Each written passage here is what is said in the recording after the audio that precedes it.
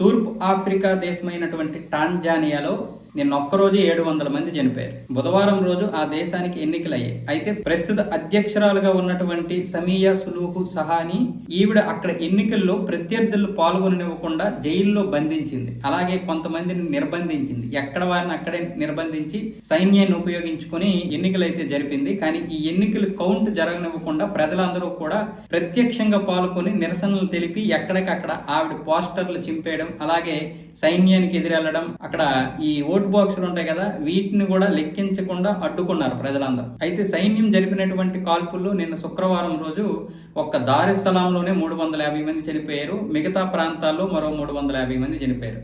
ఆ 700 మంది ప్రస్తుతానికైతే చనిపోయినట్లు తెలుస్తుంది. ఇంకా లెక్కలేనటువంటి వారు ఇంకెంతమంది చనిపోయారు కూడా ఇంకా లెక్కలేదు. ప్రస్తుతానికైతే ఇంకా ఆ యొక్క నిరసనలు అయితే కొనసాగుతున్నాయి.